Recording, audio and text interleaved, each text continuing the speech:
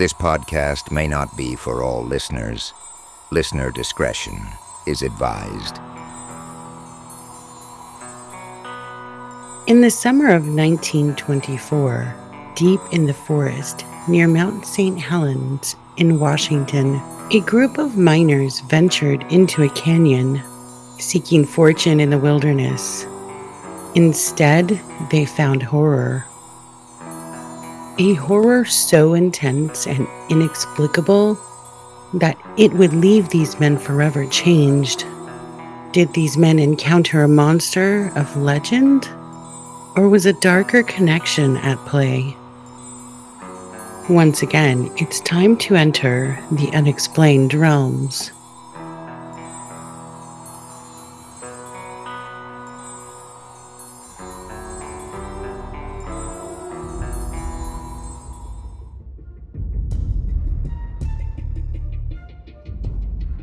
In the shadowy depths of the forest, a legend stirs. Bigfoot is a monster of primal terror. Far from the lovable, lumbering creature of pop culture, as in the 1987 film Harry and the Hendersons. The movie plot follows a family of unsuspecting travelers who collide with a hulking, ape-like figure on a deserted mountain road. Believing the creature to be dead and driven by a mix of greed, they make a fateful decision to bring the creature home.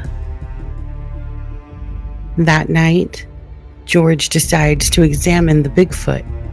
He is astonished to find that it is alive and has escaped. Chaos reigns in the kitchen, and the refrigerator is knocked over, contents spilling out. But as the family watches, they realize this is no mindless beast. The Bigfoot is intelligent, even friendly. While this was a great movie, not all depictions of this creature are positive. Some Native American tribes describe Bigfoot as a malevolent beast whose goal is to attack humans. Not all Native American tribes believe this, but those that do also believe he steals children, brings danger to them, and may even seek to eat all humans. Some tribes refer to the monsters as stick Indians, monstrous beings with bodies as hairy as bears and strides as long as trees. Tribesmen speak of how the stick Indians unleash chilling whistles in the woods. And if you're unlucky enough to cross their path, the stick Indians are said to lead you deeper and deeper into the forest with these haunting whistles. These creatures, or forest devils, have the power to hypnotize, paralyze, and cause insanity in humans. Whatever version of Bigfoot you believe, the mining party that was attacked in 1924 believed the creature to be pure evil. The summer of 1924 would haunt the memories of 5 miners for the rest of their lives. Seeking fortune, they had set up camp in a foreboding gorge on the slopes of Mount St. Helens. But it was not gold or silver that would leave an indelible mark on this trip. It was the unshakable feeling of being stalked by something monstrous. At first, it was just a feeling, a prickling on the back of the neck, a sense of eyes boring into their skin. They tried to brush it off as mere paranoia, but as the days passed, the signs became harder to ignore. Giant footprints large enough to swallow a man's footprint whole appeared on the ground. They were light enough that no twigs snapped beneath their weight, as if whatever made them walked with a ghostly grace. But the worst came with nightfall. A chilling whistle would pierce the air as the fire crackled and spat. It was not a wolf's howl or an owl's hoot. This sound seemed to carry words, a language that no human knew. It would come in pairs, as if it was a response. The miners could feel the malice in the whistles, the cold intent of two creatures communicating in the darkness beyond their small ring of fire. One of the miners, a man named Fred Beck, was pushed to his breaking point. His fear had been building for days. He could take no more. As a shadowy form emerged from the trees, he raised his rifle and fired. The gun's boom exploded through the night, and then there was silence. Later that evening, the creature came back, emerging from the shadows.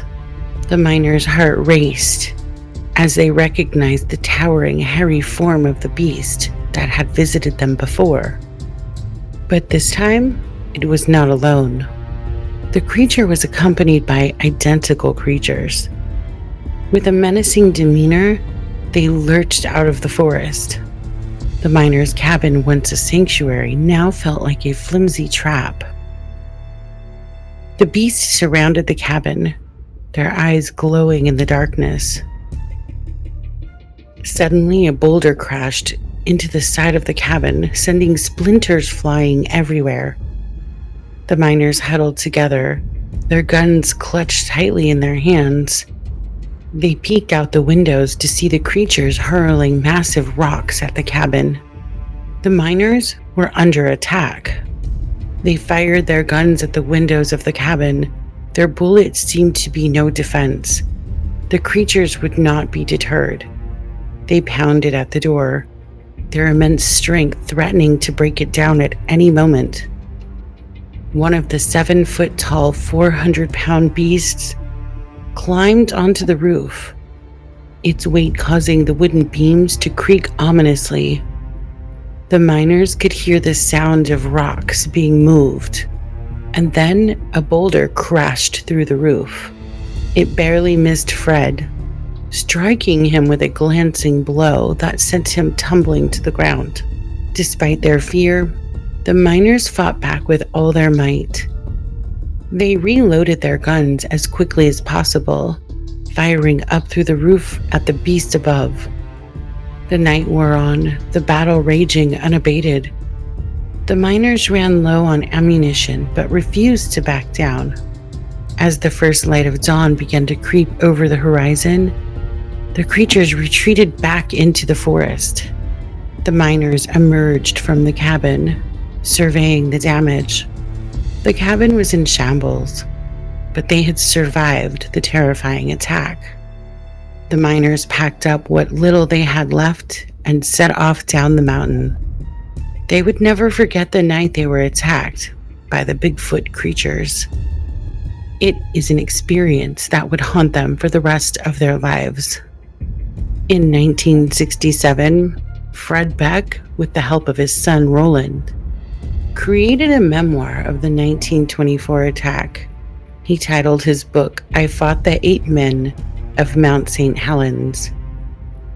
In his book, he clarified details that the media reported falsely. Fred claimed that he was not the one who shot at the Bigfoot, but it was his friend Hank. He also stated that he never had actually been hit by a rock that had come through the roof of the cabin. Almost everyone believed the miner's story, though one man claimed none of it was real because he faked the entire incident.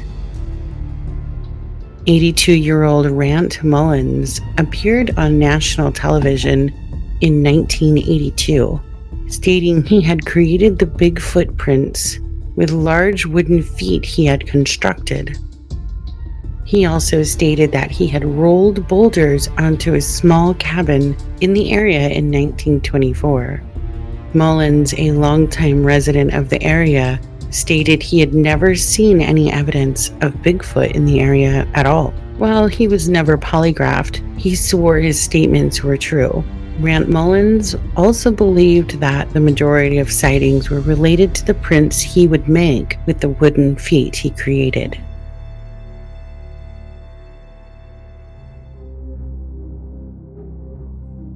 The question is not whether you believe in Bigfoot. I mean, you wouldn't be here if you didn't.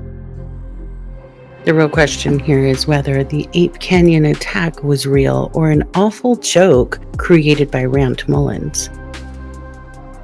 I often wonder why Rand waited so many years to say he staged the entire thing. Maybe he wanted his 15 minutes of fame? Or perhaps he felt some guilt for scaring those involved? Let me know what you think. I'd love to hear your thoughts.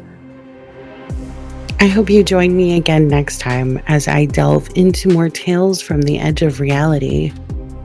From Bigfoot to ghosts, UFOs to unexplained events. The truth is out there. Where is it?